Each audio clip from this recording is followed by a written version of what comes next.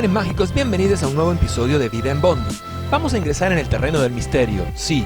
Luces en el cielo, narraciones misteriosas, experiencias sensibles y estando aquí es temática obligada la relacionada con el fenómeno OVNI.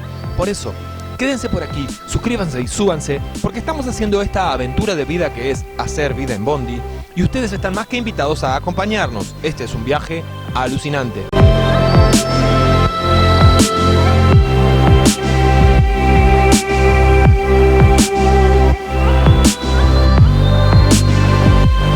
Bueno, entonces vamos a aprovechar este lugar hermoso, este lugar de tanta magia, para hablar de experiencias OVNI. Como saben, este lugar es típicamente y como muy conocido, es como un lugar muy ovniológico, que es un clásico, ¿no? Un lugar clásico, estamos hablando de toda la zona norte del Valle de Punilla, en la zona del Cerro Uritorco, que es donde me estoy encontrando últimamente.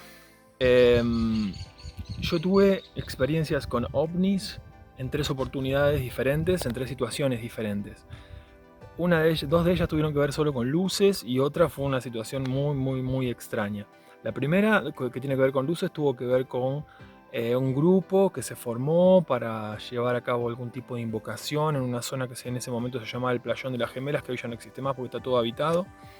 Y fuimos hasta allá, se hicieron algunas invocaciones, se hicieron algunos rezos y de pronto detrás de las montañas empezaron a aparecer pequeños puntos que iban de sur a norte y de norte a sur, que al pasar por encima de la montaña se iban expandiendo la luz, expandiendo la luz, expandiendo la luz, expandiendo la luz y luego se disminuía la luz hasta desaparecer, sin movimientos bruscos, sin movimientos que uno pueda considerar como de gran artificialidad, pero sí se trataban de luces sin explicación, sin ruido de motores, sobre todo a distancia bastante cercana, estamos hablando de unos miles de metros y a una altura de apenas por encima de los cerros, digamos. Entonces estábamos hablando de algo que estaba volando muy bajo y ese tipo de experiencias me estuvieron siguiendo durante unos años después, que cada tanto íbamos por el lecho de un río y aparecía una luz de ese tipo en algún lugar.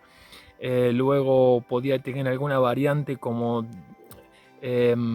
si fuese flashes de luz blanca con luz azul en el mismo punto, como con luces azules así de tipo, sí, como un azul eléctrico, vamos a decir. Y también flashes en el cielo, como puff, como si fuese una foto, tipo flash blanco o flash verde a veces también, o más celestón, más azulado. Eso también estuvo pasando por todo ese periodo, hasta que en un momento, estando yo ya en otro lugar que es en San Marcos Sierras, estaba acampando, yo estaba en pareja con otra chica en ese momento y me acuerdo que salimos de la carpa, nos paramos en el prado, eran más o menos las 7 de la tarde, casi allá en el anochecer, y vimos, yo empecé a ver un pentágono de estrellas, o como un hexágono, más bien un hexágono de estrellas, con una en el centro y cada uno de los rincones, ¿cómo se dice? De los ángulos del pentágono formado por una luz que titilaban, cambiaban de titilamiento, digamos, cambiaban de ritmo en el titilar, llevaban adelante digamos, un titilar de luz entre blanco, verde y rojo, e iban cambiando. Hacían como blanco, verde y rojo, de pronto todas blancas, de pronto todas verdes, de pronto blanco, verde y rojo de vuelta, de pronto algunas blancas, otras rojas, otras verdes. Así, y lo más llamativo de esa fue como la experiencia de luces más fuerte que tuve también, ¿no? Por la conformación geométrica, en forma hexagonal. Eso fue como muy iconográfico. Y además el tiempo que duró fue como más de una hora, como 1 hora y media estacionario, completamente estacionario, en forma hexagonal perfecta. Hasta que desapareció.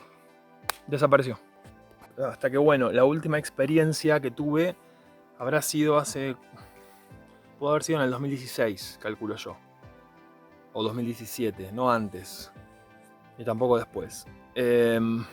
Y esa fue muy extraña porque esa incluyó como algunos detalles medios medios misteriosos, muy misteriosos y medios místicos también, porque yo como luego de estar por varios años observando estas luces, incluso las empecé a ver en Buenos Aires, en mi casa. Yo estaba alquilando en ese momento en la zona del sur del Gran Buenos Aires, en el partido de Avellaneda, en el barrio de Sarandí, y muchas veces yo tenía un PH y muchas veces subía a la terraza y veía estas luces y estos flashes. Entonces empecé a tener como una comunicación, ¿no? Una comunicación tipo, bueno, preguntar cosas, o sea, por ejemplo, si no son un satélite, si no son una aeronave, si no son una aeronave comercial o una aeronave de manufactura humana, bueno, que hicieran algo para comprobarlo, para que a mí me compruebe. Por ejemplo, esas fueron las primeras preguntas que yo empecé a hacer y empezaron a pasar cosas que confirmaban que no eran artefactos producidos por el hombre, por la humanidad, digamos, porque llevaban a cabo formaciones de luces o expansiones de luces que un satélite no las puede hacer, y movimientos o flasheos, formas de flasheo irregular, digamos, que en las luces de un avión no las lleva adelante. Las luces de un avión son muy regulares y muy métricas en su flashear, digamos, en su titilar. Y sin embargo, estas formas, estos titilajes, vamos a decir así, estas formas de titilar eran muy, pero muy irregulares, y muy diversas en su intensidad. De pronto teníamos una intensidad muy grande en un flash y de pronto tenemos una intensidad muy baja en otro, y así sucesivamente, en distintas direcciones. Entonces eso me hacía a mí confirmar de que no se estaba tratando. O sea, entonces ahí yo empiezo a tener respuesta. Básicamente empiezan a aparecer respuestas, y al aparecer respuestas empieza a haber una comunicación. Entonces cuando yo me doy cuenta de eso, comienzo a hacer preguntas, y una de las preguntas que hice es, por ejemplo, bueno, ¿cuánto es lo más bajo que pueden volar? Me acuerdo que yo estaba en ese momento en Sarandí, puntualmente en el departamento que alquilaba, y apareció una de estas luces que yo comento que se expanden en color blanco, un blanquecino medio lechoso, blanquecino amarillento, raro, ¿no? No es un blanco fuerte así, muy fuerte la luz, pero parece como un solcito. Y además yo intentaba ver qué hay dentro de esa luz, me esforzaba mis ojos para ver qué hay dentro de esa luz y no observaba ningún cuerpo, ningún cuerpo opaco dentro que la estuviera emitiendo. Pero o sea, tampoco me encandilaba, solo no se veía nada, parecía ser una bola de luz simplemente, del tamaño de, más o menos como si fuese el doble del tamaño de Júpiter cuando brilla mucho, o del lucero del amanecer que sería Venus, o no sé si alguno identifica la estrella Sirio, más o menos del doble de ese tamaño, que es el Can mayor, digamos, Sirio, ¿no? Entonces, me acuerdo que pregunto a ver cuál era lo más bajo que podían pasar volando, como por hacer una pregunta curiosa, para ver si había una comunicación. Y de pronto aparece una de estas luces de la zona de Capital Federal, digamos, o sea, desde el norte hacia el sur, y a una distancia muy baja, a una altura muy baja. Y cuando está pasando a la altura de mi casa, pasa por encima, o sea, se acerca un avión de Aerolíneas Argentinas que tenía ruta, que generalmente tienen ruta de aterrizaje por encima en la zona sur y van hacia Ezeiza. Y esta luz pasó por debajo de la panza del avión. ¿Me explico? O sea, es como brillando muy fuerte. Yo no me explico cómo los radares no las captan, no me explico cómo los que están volando no las ven, ¿no? O sea, es como medio raro que no se den cuenta, ¿no? O sea, pero pasó por debajo de la panza del avión. El avión cuando está como para responderme básicamente, porque el avión cuando está en trayectoria final, a esa altura, a esa distancia de la pista, no está volando a más de 350 metros de altura. Con lo cual esta bola de luz habría transitado a menos de 300 metros de altura, con lo cual quedaba completamente respondida mi pregunta. O sea, imagínense que cuando sucedió eso yo quedé como, ajá, hay una comunicación. Bueno, a partir de ahí entonces comencé a hacer preguntas, comencé a entender que había una comunicación. Y finalmente lo que entendí es que la comunicación se trataba principalmente de un how. Tipo, yo estoy acá y sé que vos estás ahí y sabés que yo estoy acá. Y los dos sabemos que estamos uno ahí y otro acá y nos saludamos. Básicamente se trataba de eso. Es como, no sé, hacer un guiño de luces cuando ves a alguien que conoces, ¿verdad? Tipo, vas en el auto, vas en la moto y haces un guiño de luces, tocas bocina, chao. Bueno, así, era como, yo lo entendía así. Sin embargo, había preguntas que me respondían. Entonces, como comenzó a suceder ese ida y vuelta, ese ir y venir a lo largo de varios años, estoy hablando de un periodo de 10 años, entre el 2006, supongamos 2005, 2006 y el 2015, 2016, allí fue que yo empecé a decir, bueno, yo quiero tener un contacto físico. Y empecé digamos, a buscarlo, hablándolo al cielo, hablándolo a los lugares donde yo me refugiaba, y también en meditación. Empecé a hacer meditación y empecé a conectarme, digamos, con lo que a mí me resultaba, la sensación que a mí me resultaba de eso, y a buscar, digamos, una comunicación interna en meditación, en estados más equilibrados de conciencia, o en estados de alfa, o por ahí cuando me estaba por ir a dormir, preguntaba. Un día en una meditación, como si fuese un susurro en mi mente, vamos a decirlo así, me aparece una fecha, ¿no? Y un lugar. Me aparece, por ejemplo, kilómetro 17, ruta 17, del 17 de enero a tal hora. Como una respuesta en mi mente. Y yo digamos que lo desestimé por considerarlo parte de mi imaginación. Hasta que un día, esto fue por ejemplo más o menos fines de noviembre, fines de octubre, así que lo desestimé por completo, pero por las dudas anoté lo que se me vino a la cabeza, como que fue algo que a mí se me vino a la cabeza. Como a los 2 meses más o menos encontré esa escritura, y no sé por qué me acordé de la numerología, y no sé por qué me puse a sacar cuentas. Y hice como la suma de varias cosas y todo me daba 17. Y era como la ruta 17, el día 17, el horario, la suma daba 17 y la fecha era el 17. Y había como 5 17 en juego en esa frase, digamos, en esos números. Cuando voy a ver luego, el 17 era mi número de King en el calendario maya. O sea, había una relación conmigo con ese número, una relación directa entre ese número y, bueno, mi signo, vamos a decir así, en el calendario maya, que también cayó por casualidad, como esas cosas que, no sé, que no las buscas. Y eso, para esa altura ya estaba llegando enero, y ahí me di cuenta que había como demasiada casualidad. Entonces ahí ya me picó el bichito de decir, bueno, voy a ir a ver qué onda, porque esto es demasiada casualidad. Por ahí mi imaginación, por ahí no pasa nada, pero vamos a ver.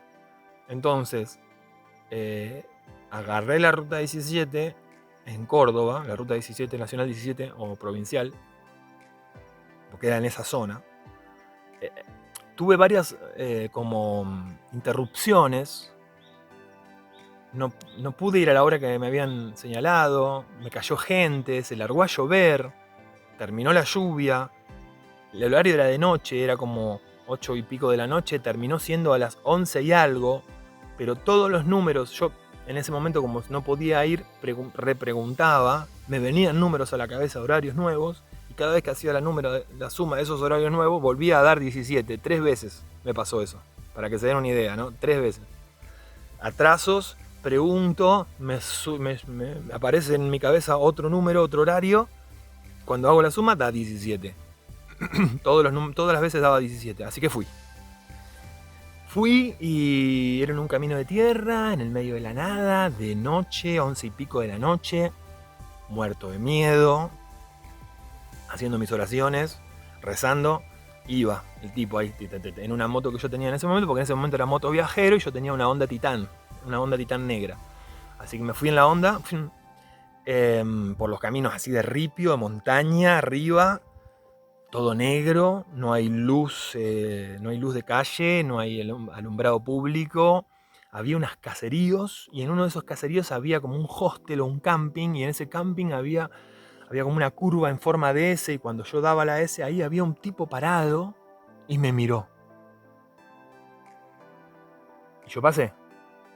Y terminé de doblar la S, y cuando terminé de doblar la S había una soga en el medio del camino, de tierra, que cortaba el camino porque no se podía seguir porque habían habido lluvias muy fuertes y había habido un derrumbe. O sea que al kilómetro 17 no llegaba nunca, estaba más o menos en el kilómetro 5,5, una cosa así. Así que bueno, dije, listo, averiguá, te sacaste la duda, esto es producto de tu imaginación, fue toda una fábula, di media vuelta, salí para atrás, volví a hacer la S en sentido inverso. Cuando pasé por el especie de camping ese, no había nadie. Y cuando llego a la otra curva de la S, se me da por frenar y salían como dos caminos medios como senderos.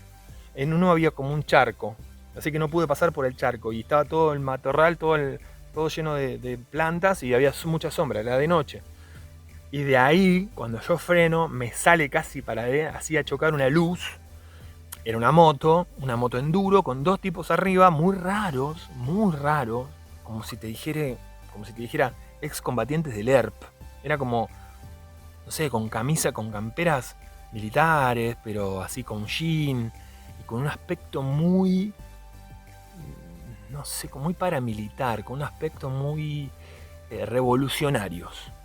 Esa onda. En una moto, en el medio de la noche, pasaron con todo por arriba del charco, me salpicaron todo y se fueron por el camino hacia abajo.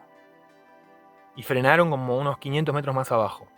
Yo no fui para arriba, no fui para allá, pasé el charco, miré, era una casa, no había nada. Me di la media vuelta y empecé a bajar. Cuando empiezo a bajar, hago 200 metros y veo que estaba la moto esa parada en una tranquera, unos 200 metros más abajo, con la luz prendida, en marcha. Y había una sola persona y el otro no estaba. Y yo pasé bajando así lentamente y lo miré y me miró y no nos saludamos ni nada y la moto estaba prendida y cuando paso por ahí mi moto se clava. Tipo... Venía regulando. Nada, le doy arranque, nada. Venía el camino en bajada, así que la moto siguió con envión. Arranque, nada, muerta. Qué sé yo, habrán sido 5 metros que intenté arrancar y nada, la moto matada, digamos. Meto segunda, suelto embrague, ¡pum! Arranca otra vez, hago 10 metros. Murió. Miro para atrás, estaba el chabón agachado, atrás de la moto enduro, como si fuese una XR250, o una XR600, no sé qué sería. Y estaba ahí como haciendo algo en el motor. El otro no estaba. Como si se le hubiera roto la moto. Y a mí se me muere de vuelta la moto, segunda vez, hago de vuelta rápido lo mismo, segunda, arranca de vuelta el motor, hago 5 metros más y muere la moto otra vez. O sea, algo eléctrico, no sé. Yo solté embrague, metí segunda, aceleré, desaparecí. Tipo, nunca más me enteré. Salí, nunca más me enteré de nada, desaparecí de ese lugar. No sé qué fue, no sé por qué. Me acuerdo que llegué al lugar donde yo estaba. Alojado.